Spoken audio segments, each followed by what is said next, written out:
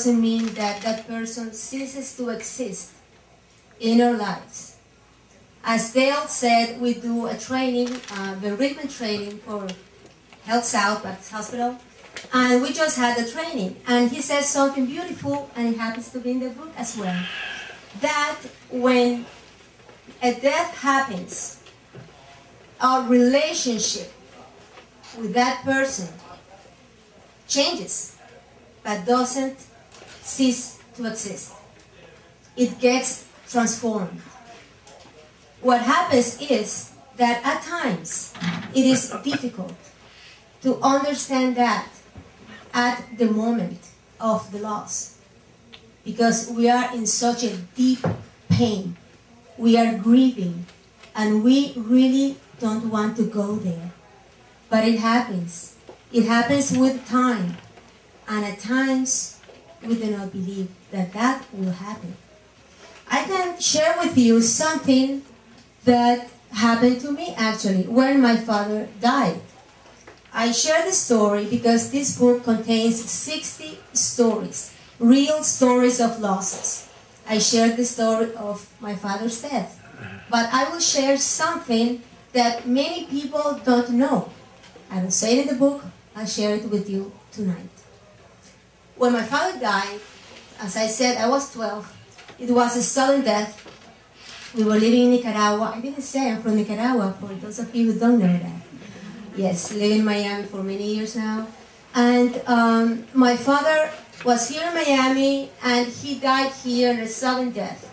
I was the youngest of 3 sisters, and my world shattered, totally. As we call our assumptive world, the world we know when we wake up every day, that we assume it's going to be there. It changed. And it was really hard. It was very painful. It was really hard. For many years, I accepted the loss of my dad intellectually. Intellectually. I knew he died. I accepted it. But emotionally and spiritually, I didn't. I carried on that grief. I didn't know at that time. Time passed by, and when I was 27, I think, I had an opportunity to revisit that experience. And it was until then that I really accepted the loss. I accepted it. Besides intellectually, I accepted it emotionally and spiritually. And it was until then that really my life changed. It did. My own growth as a person started because I was stuck. I was stuck in the grief. And all this was that inspired me to embark, I should say, into this path, into this journey.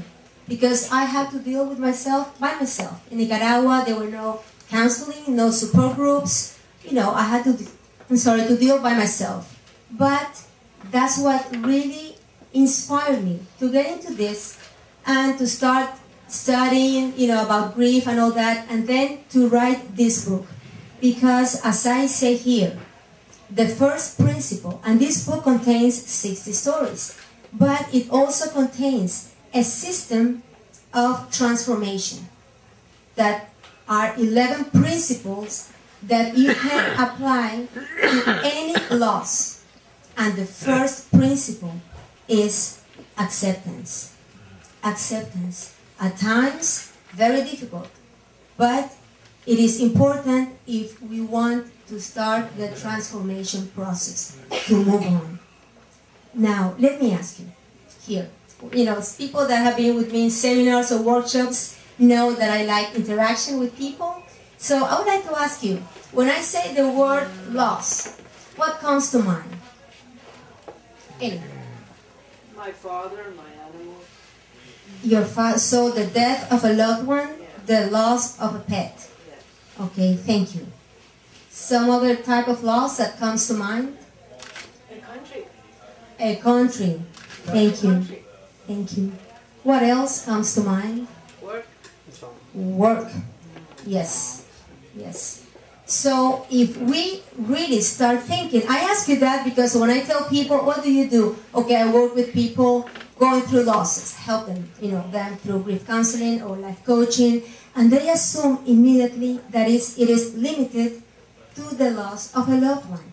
But we process many types of losses, different types of losses. Among them, besides the loss of a loved one, loss of health, loss of a pet. They are dear to us, very, very strong. Loss of a job that sadly we are facing right now as a nation, as a country. Financial losses, loss of other losses, intangible. Loss of dreams, loss of hopes, loss of breakups. So different losses. And what happens is that in our society, we are so used to say, I'm okay, you're okay. We live in a very positive society that only when you are winning or you are number one. Who saw the movie Tuesdays with Morrie here? You remember when he was in a game that he said, oh, we're not number one. He said, what's wrong with being number two? But our society gives that message, be number one. And they really do not educate us when we are growing up how to deal with losses. They don't. Because we continue thinking that we are supposed here to be happy all the time. And when we go through a loss, we do not want to share it.